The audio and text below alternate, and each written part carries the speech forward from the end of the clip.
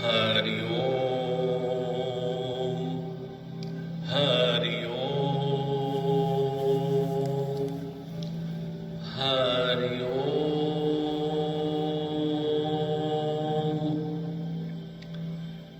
वसंत पंचमी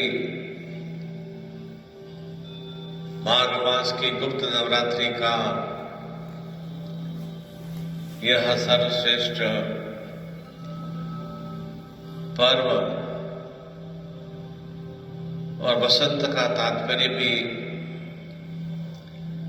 यही है कि जीवन निरंतर निरंतर आनंद, प्रसन्नता, उल्लास और सभी चैतन्यमय रंगों से युक्त हो सके, ऐसा ही यह वसंत पंचमी का महापर्व और साथ ही ज्ञान रूपेण सरस्वती के अवतरण का पर्व, जिस तरह से ब्रह्मा जी ने सृष्टि की रचना की और सभी तरह के जीव जंतु, वनस्पतियां और जल की व्यवस्था किया, परंतु उनमें हलचल नहीं थी। तब उन्होंने वीणा के माध्यम से स्वर की रचना की और स्वर का ही स्वरूप सरस्वती का चिंतन भाव है, अर्थात जहां निरंतर निरंतर सही रूप में गुंजरण होता है, वहां वाग देवी सरस्वती विद्यमान होती है। जिस तरह से वीणा में, बांसुरी में, तबला या ढोलक में या जितने भी वाद्य यंत्र हैं, उन वाद्य यंत्रों में कोई कला नहीं होती, कोई उनमें चेतना नहीं होती, जब तक उन वाद्य यंत्रों को स्वर प्रदान करने वाला सही रूप से व्यक्ति नहीं होगा, तब तक न तो वीणा से, न ही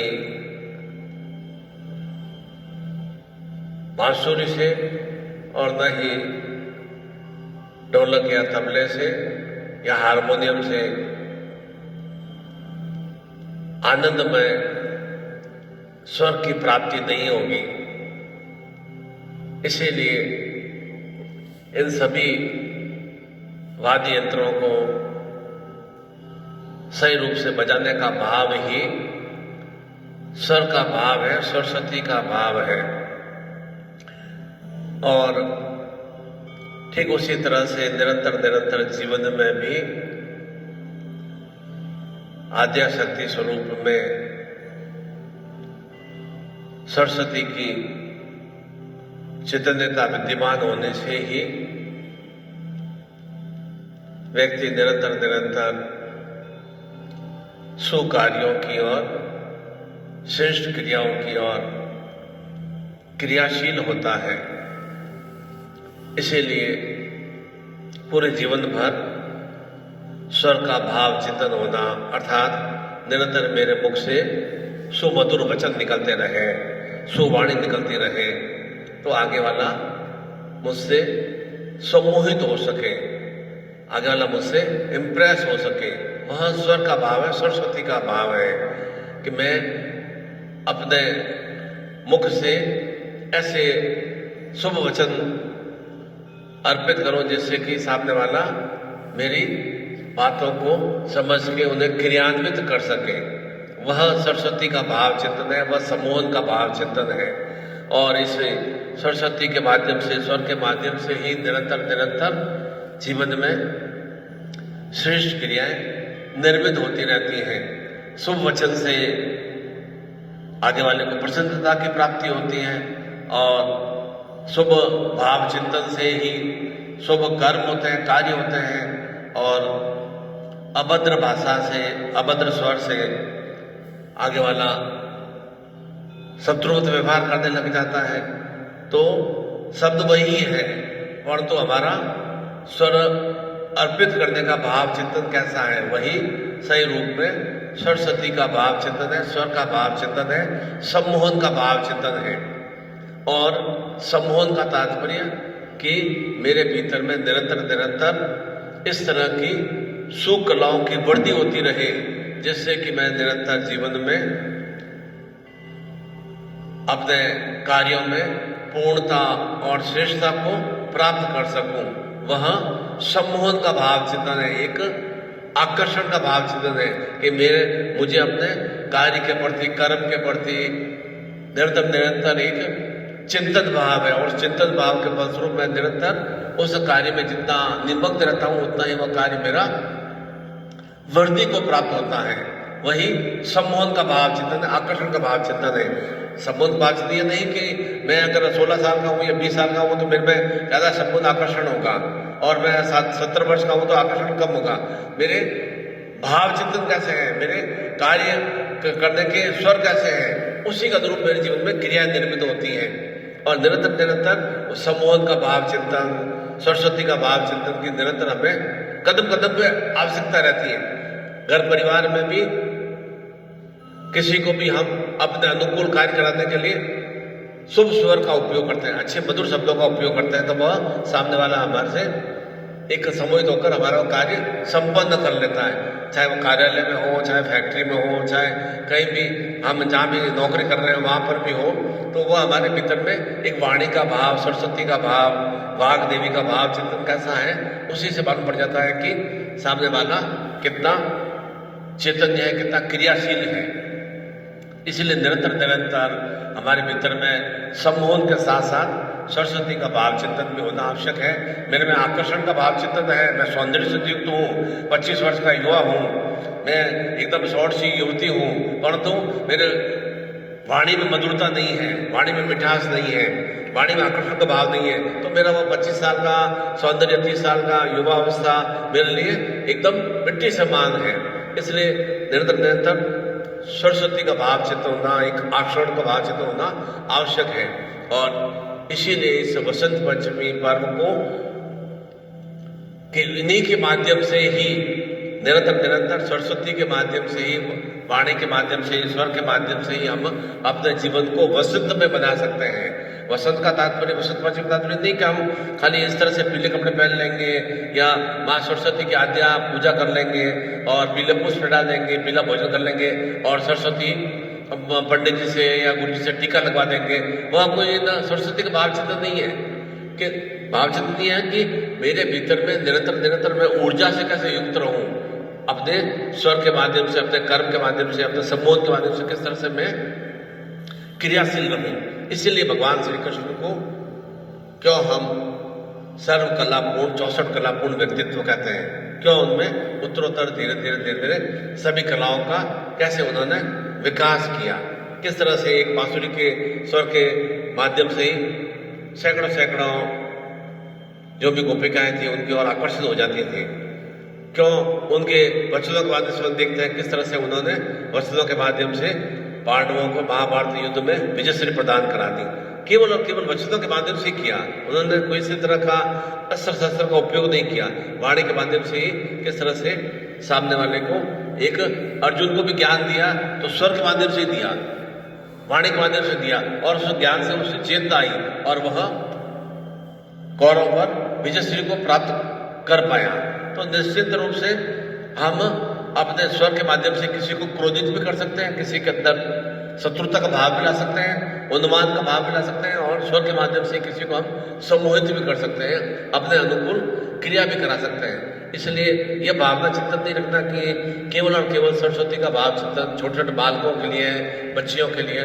निश्चित रूप से निरंतर निरंतर मेरे भीतर में सेंस ऑफ ह्यूमन होगा, एक सोचने समझने की शक्ति होगी, बोलने की शक्ति होगी, तब तक मैं निरंतर क्रियाशील रहूंगा। और जब मेरी वाणी बंद होगी, मेरी जीवा स्तंभ हो गई, तो मैं भले कितना भी रूपवान सौंदर्यवान बलिष्ठ हूँ, परंतु मैं अपनी कोई भी भाव चिंतन व्यक्त नहीं कर पा रहा हूँ, तो वह मेरे लिए मृत समान शरीर है। इसलिए निरंतर निरंतर एक सरस्वती के भाव चिंतन के हमें उत्कर्ष के लिए, वृद्धि के लिए निरंतर क्रियाशील होना चाहिए। और वह विशेष पर्व, विशेष रूप से माँ की नवरात्रि में 5वें दिवस पर इस 16 फरवरी को संपन्न होगा और भौम शक्ति युक्त है। और जैसा मैंने बताया कि यह सरस्वती ब्रह्मा जी की रचना का ही पूर्ण चैतन्य भाव चिंतन है। और कहा जाता है कि भगवान श्री कृष्ण का एक एक शब्द निरंतर निरंतर सांसारिक मनुष्य के लिए बहुत ही कलापूर्ण बनाने का भाव चिंतन है। हम जितनी बार भागवत गीता का अध्ययन करते हैं, पठन करते हैं, उतनी बार नूतन नूतन हमें चेतना की प्राप्ति होती है। भगवान श्री कृष्ण को सौंदर्य, सम्मोहन, आकर्षण जैसी अनेक शक्तियों के फलस्वरूप भी उन्हें योगेश्वर में कहा जाता है। अर्थात वे सभी योगों से युक्त है, सुयोगों से युक्त है। उनमें किसी तरह का कोई तरह का दुराभाव या कोई योग का भाव चिंतन नहीं है, तभी उन्हें 64 कलापूर्ण व्यक्तित्व कहते हैं या योगेश्वर में कहा जाता है।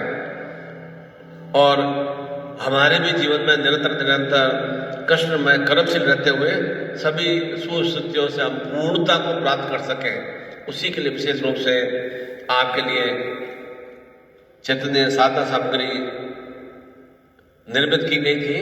और अनेक साधकों को वह सामग्री विशेष रूप से उनका अनुरोध पर भेज दी गई है।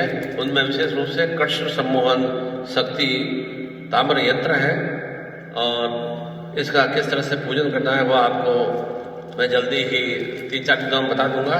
साथ में एक विशेष जीवट भी है और माला है, जिसके माध्यम से हम मंत्र जाप, पूजन अर्चन संपन्न कर सकें। और उसमें विधि विधान से विधि भी लिखी हुई है किस तरह से उसे 16 फरवरी मंगलवार को उस साधना को संपन्न करना है। और निश्चित रूप से इस साधना को संपन्न करने से और इसका शुभ मुहूर्त प्रातः 6:55 से 16 फरवरी को, अर्थात सुबह प्रातः 7 बजे से दिन में 12:35 तक इसका शुभ मुहूर्त है। और निरंतर हम पूजा भी हम किस समय तक करते हैं? मैक्सिमम 10 बजे तक पूजा हम संपन्न कर लेते हैं। तो उस समय में आप 10 बजे से पूर्व में इस तरह की साधना को आप संपन्न कर लेंगे तो निश्चित रूप से जो भी जीवन में अनेक स्वरूपों में हमें साधन की आवश्यकता है, उन साधनों की हमें अवश्य ही प्राप्ति हो पाती है। या तो जीवन बना लें कि आपने वो कथा सुनी है ना कि किसी ने हाथी पाले हुए थे, तो हाथी के बच्चों को एक छोटी सी रस्सी से बांध के रख दिया, और बांध के रख दिया तो वो हाथी पे तो धीरे धीरे वृद्धि को प्राप्त हो रहा था, और उसने समझ लिया कि बस मेरे को तो यहीं पर खड़े रहना है, यहीं पर बंधे हुए रहना है। तो वह जीवन भर उस रस्सी को, छोटी सी पतली सी रस्सी को तोड़ नहीं पाया। आपको भी अपना जीवन ऐसे बनाना है कि नहीं, मुझे तो इस गृहस्थी के जंजाल में ही उलझा रहना है। मेरे बच्चे, मेरे पति, मेरा माँ, मेरे पिता, मेरा ये जीवन, बस मैं उनके लिए हूँ, मैं उसके लिए हूँ, बस मेरी पत्नी, बस। और ऑफिस गए, घर आए, घर गए, ऑफिस गए, रिटायर्ड हो गए और मृत्यु को प्राप्त हो गए, वैसा ही जीवन जीना है। तब तो आपको किसी तरह की कोई भी उच्चता की क्रिया करना ही नहीं है। और यह अब वैसा ही हाथी वाला जीवन जीना है कि बस शरीर को वृद्धि कर दिया, भरपेट खा पी लिया, शरीर में अनेकों रोग कष्ट उत्पन्न कर लिए, और फिर जो जर्जर अवस्था आई और मृत्यु को प्राप्त हो गए, वैसा जीवन जीना है। तब तो एक ही खूंटे से बंधे रहे। और यदि आपको चाहिए कि नहीं, मुझे तो मेरे भीतर में जो अनेक अनेक कलाएं हैं उनका मुझे उद्भव करना है। प्रत्येक व्यक्ति में अनेक अनेक आर्ट होते हैं, अनेक अनेक कलाएं होती हैं। उन कलाओं को जागृत करने का भाव होना चाहिए। भीतर में एक शक्ति का भाव होना चाहिए। क्यों अध्यापक का बच्चा अध्यापक ही बन पाता है, डॉक्टर का बच्चा डॉक्टर बन पाता है।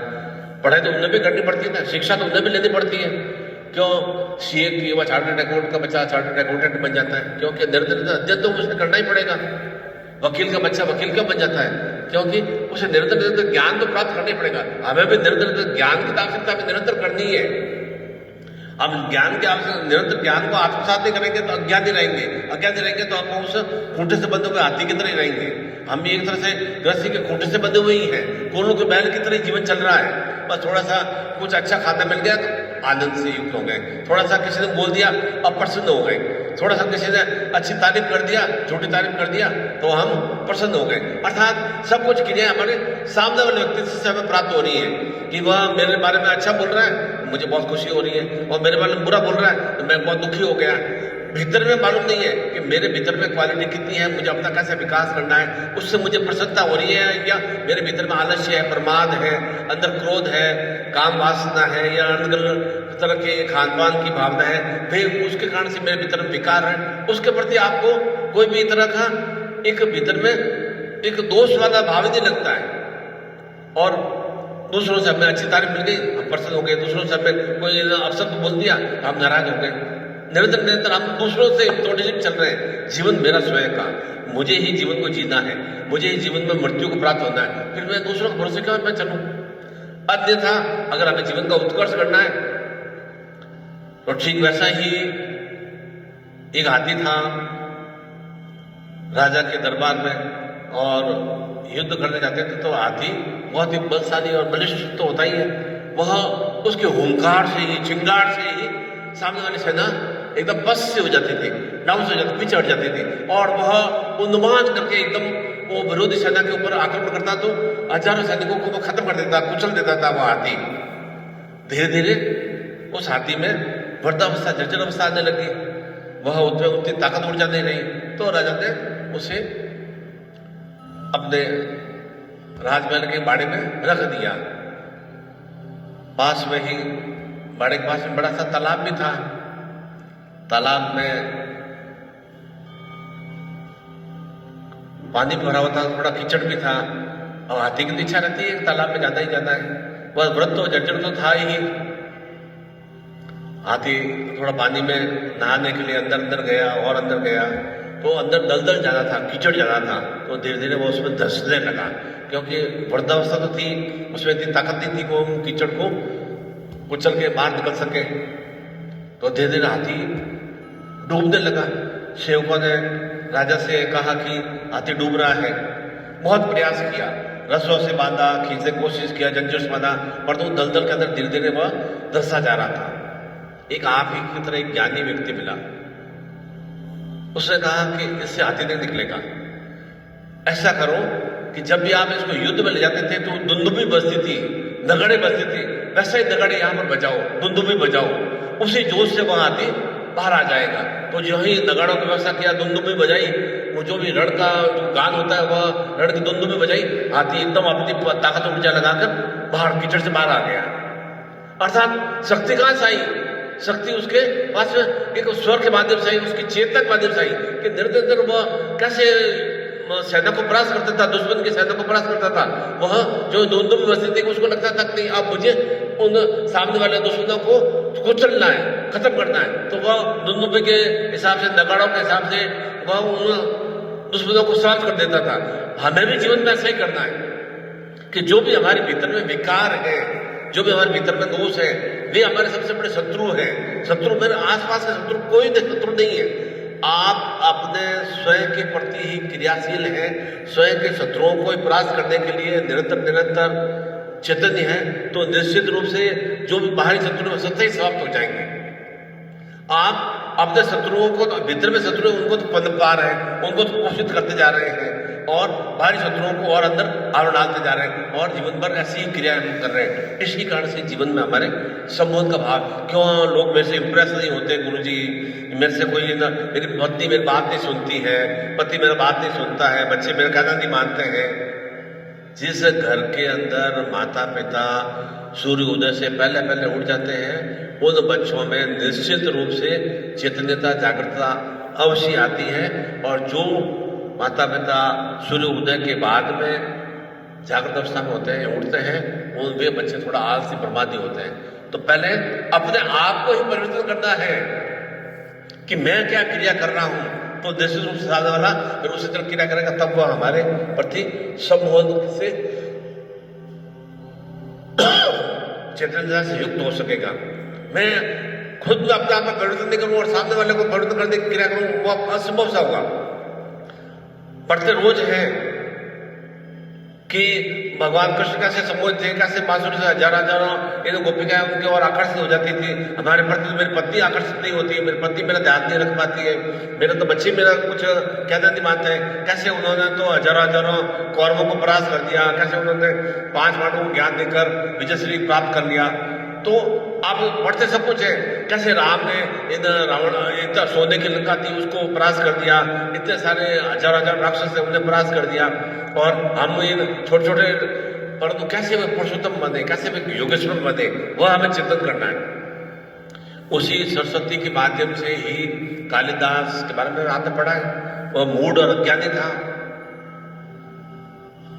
जिस पेड़ पर बैठा उसी पेड़ की डाल को वो काट रहा है, परंतु उसे जब चेतना का भाव चिंतन आया तो किस तरह से उसने अभिज्ञान शाकुंतलम और विशेष रूप से रामायण की रचना, अनेक ग्रंथों की रचना कर दिया। किस तरह से वो ज्ञानी बन गया।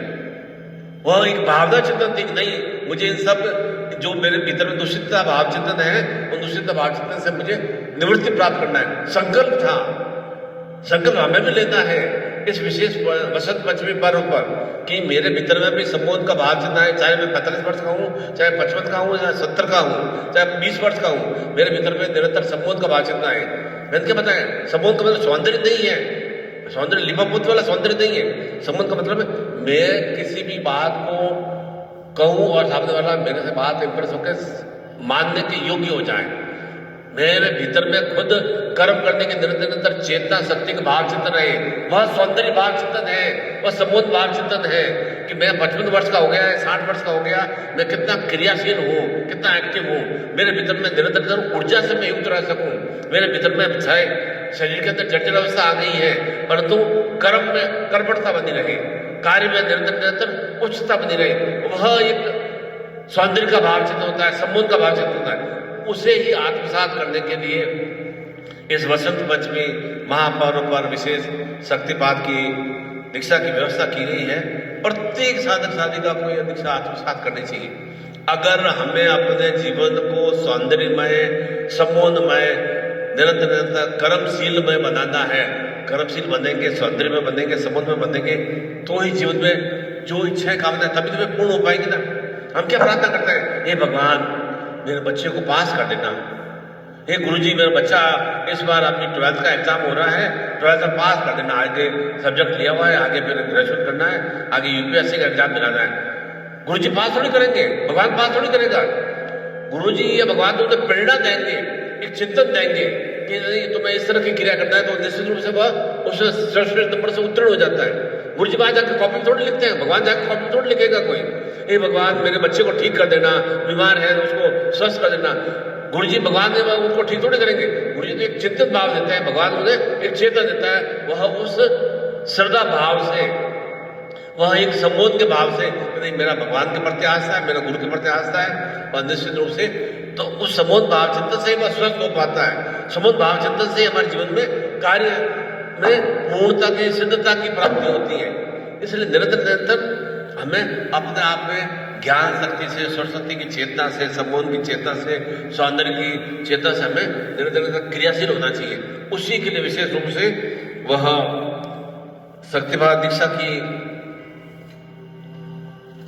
व्यवस्था की गई है।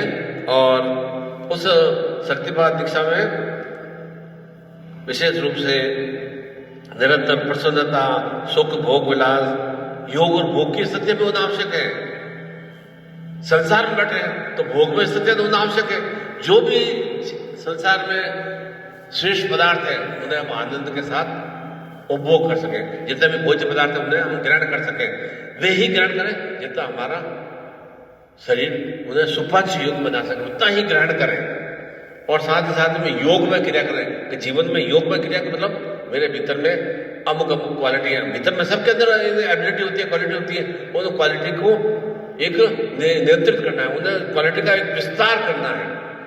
अच्छा मेरा लेखन कार्य बहुत अच्छा है, अच्छा मैं बोलने की शक्ति अच्छी है, अच्छा मैं बहुत सिटिंग वर्क अच्छा कर सकता हूँ, अच्छा मैं बहुत अच्छा मतलब बहुत ड्राइविंग बहुत अच्छी कर सकता हूँ, मैं मतलब बिजनेस को टैकल करने की टेक्निक है, मेरे में कंप्यूटर का मैं अच्छा मुझे नॉलेज है, उसका हमें योग में स्थितियों में विस्तार करना है। निरंतर एक में अनेक क्वालिटियां हैं, और तो हम उन क्वालिटियों में विस्तार नहीं करके और उन्हें दबा के रखते हैं, और उत्तरोत्तर धीरे धीरे क्या होता जाता है, मृत्यु प्राप्त हो जाते हैं, और हमारा कोई भी तरह के से हम श्रेष्ठता को प्राप्त नहीं कर सकते, हम उच्चता को प्राप्त नहीं कर सकते, हमारा नाम उच्चतम स्थिति में नहीं आ पाता है। क्यों नहीं हम सर्वश्रेष्ठ में बन सकते हैं? इसलिए ऐसी ही विशेष रूप से उस ललितांबा जयंती दिवस पर, अर्थात ललितांबा का तात्पर्य अनेक ललित कलाओं में, अर्थात जो आनंद दे सके उन कलाओं की शक्ति का वह ललितांबा जयंती का महापर्व भी है, वसंत पंचमी सरस्वती का दिवस भी है, कृष्ण सम्मोहन का चैतन्य पर्व भी है, और विशेष रूप से माघी नवरात्रि के विशेष दिवस भी है। ऐसे विशेष दिवस पर योग भोग प्रदाता कृष्ण सम्मोहन शक्तिपात की दीक्षा प्राप्त होगी। जीवन में योग तो बहुत जरूरी है। अब योग आपने क्या किया है? सब गुणों का विकास किया है, अच्छे गुणों का विकास किया है, तो निश्चित रूप से योग में और अच्छी वृद्धि होगी। दुर्गुणों का निरंतर आत्मसात किया है तो निश्चित रूप से कुयोगों की वृद्धि होगी। हर स्थिति का निरंतर उसका हमें कुछ न कुछ परिणाम अवश्य प्राप्त होता है, प्रत्येक स्थिति का परिणाम प्राप्त होगा हमें। आप मान के चलिए आज जो आपने कार्य किया है उसका परिणाम अवश्य किसी न किसी रूप में कुछ न कुछ हमें अवश्य प्राप्त होगा। चाहे मैं दिन भर सोता भी रहा हूं, उससे क्या होगा, वो योग रूप में मुझे बहुत ही विचलितता की प्राप्ति होगी, आलस्य प्रमाद की वृद्धि होगी। और निरंतर मैं क्रियाशील रहा हूं तो शरीर में वो स्फूर्ति का भाव रहेगा, तो वह स्फूर्ति चेतना का मैंने योग में स्थितियों का विस्तार किया है। तो अब हमें चिंतन करना है कि मुझे जीवन में कुयोगों की वृद्धि करना है या सदयोगों की, सुयोगों की वृद्धि करना है। तो होना तो ये चाहिए कि कुयोग के फलस्वरूप क्या होगा कि निरंतर हम परिवार में, समाज में तिरस्कार के पात्र बन जाएंगे। नहीं, ये तो बहुत आलसी प्रमादी है, बहुत ही असत्य आचरण करने वाला है, व्यभिचारी है, दुराचारी है, बिल्कुल निकम्मा नालायक है, इस तरह की हमें उपाधियों की प्राप्ति होगी। और निरंतर अगर उसी के विपरीत हम सुयोगों की प्राप्ति करेंगे, बहुत ही होनहार, इंटेलिजेंट, बहुत ही कर्मशील, श्रेष्ठ में उत्तरोत्तर धीरे धीरे वह उच्चता को प्राप्त कर पाते हैं। उच्चता कुयोगों में भी है, पर तो वह असुर वृत्ति की ओर अग्रसर होगी, राक्षसी वृत्ति की ओर अग्रसर होगी, और उच्चता सुयोगों में भी है, और वह एक श्रेष्ठ में उससे लोग ज्ञान लेंगे। इतना श्रेष्ठ व्यक्तित्व है तो निश्चित रूप से उसमें कुछ न कुछ श्रेष्ठ ज्ञान का अर्जन किया है। तो हमें श्रेष्ठ ज्ञान के अर्जन के लिए, सरस्वती के अर्जन के लिए, सुयोगों की वृद्धि के लिए और सुभोगों की वृद्धि के लिए, अर्थात मैंने क्या बताया था कि भोग्य जो भी भोगने के पदार्थ हैं उनको उतना ही हम आत्मसात करें जिससे कि हमारा शरीर निरंतर क्रियाशील रहे, उन्हें आनंद की प्राप्ति हो। उस भोगों की प्राप्ति करके हम इतना नहीं कि हम उसी के अंदर चिंतित रहे, ओहो मेरे तो 3 मकान है, मैं बहुत चिंता में हूँ, मेरे तो 3 गाड़ियाँ हो गई, 4 गाड़ियाँ हो गई, 2 गाड़ियाँ हो गई, अब उस गाड़ी को कोई नुकसान नहीं पहुंचा दे, मेरे तो वहां भी है, तो वह तो भोग हमारे क्या काम का? उतना ही इतना होना चाहिए कि निरंतर मैं उनका सदुपयोग कर सकूं और अपना जीवन का उद्भव विकास कर सकूं। और हमारे भीतर में निश्चित रूप से जो आर्ट कलाएं हैं वह कृष्ण की तरह हमारे भीतर में भी है। हम उत्तरोत्तर निरंतर मेरे भीतर में भी 8 कला हो, 10 कला हो, 15 कला हो, प्रत्येक में कला का मतलब गुण का भाव चिंतन, क्वालिटी का भाव चिंतन, एक प्लस पॉइंट का भाव चिंतन, उनका हमें विकास करेंगे तो उससे और हमारे भीतर में आर्ट और कलाओं का विस्तार होता रहेगा। वैसी योग भोग, कृष्ण प्रदाता, शक्तिपात की दीक्षा, संपन्न की जाएगी। प्रत्येक साधक साधिका को यह बालक बालिका को अपने संतान को विशेष रूप से इस वर्ष की प्रथम नवरात्रि पर्व है और वसंत पंचमी का पर्व है, उस समय यह शक्तिपात की दीक्षा अवश्य ही प्राप्त करनी ही चाहिए। तो ही जीवन में एक आनंद और प्रसन्नता का भाव चिंतन की प्राप्ति होगी। और उसके लिए आपको, आपके पास में मोबाइल नंबर है ही, उस मोबाइल नंबर पर कॉन्टेक्ट करके अपना फोटो और उसका जो निर्णय राशि है आप भेज देंगे तो उसका प्रोसेस मैं विधि विधान से प्रारंभ कर दूंगा। और फिर उस दिन जो भी मैंने प्रातः समय बताया उस समय अवधि में मैं शक्तिपात की दीक्षा प्रातः 6:55 से दिन में 12:35 के मध्य में 16 फरवरी को वसंत पंचमी पर्व पर मैं शक्तिपात की दीक्षा आप सभी को प्रदान करूंगा। तो निश्चित रूप से सुयोगों का, सुसमय का, अच्छे समय का सही रूप से सदुपयोग कर लेते हैं ना, तो निश्चित रूप से जीवन में सुस्थितियों का विस्तार होता है। जो अच्छी अच्छी अपॉर्चुनिटी मिलती है ना, बहुत ही लिमिटेड समय के लिए आती है। अभी परीक्षा का काल आने वाला है, समय आने वाला है, मई के अंदर सीबीएसई की बोर्ड की परीक्षा है, तो उनका 20-25 दिन का, 30 दिन का ही अवसर है।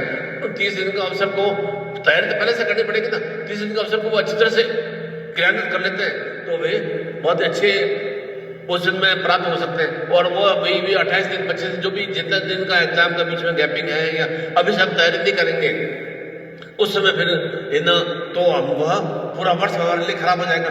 ठीक उसी तरह से ये वसंत पंचमी का विशेष पर्व है, तो इस विशेष दिवस का हम सदुपयोग कर लेते हैं। तो यह 2021 हर रूप में वसंत में, प्रत्येक दिवस वसंत में बनना प्रारंभ हो जाएगा। ऐसा नहीं केवल वसंत पंचमी का दिवस ही वसंत में बनना चाहिए, उसके बाद का भी प्रत्येक दिवस हमारे लिए आनंदमय, योग भोग से युक्त, सम्मोहन शक्ति से युक्त बने। इसीलिए उसके 45 डेज बाद में विशेष रूप से होली का पर्व संपन्न करते हैं, रंगों का पर्व संपन्न करते हैं।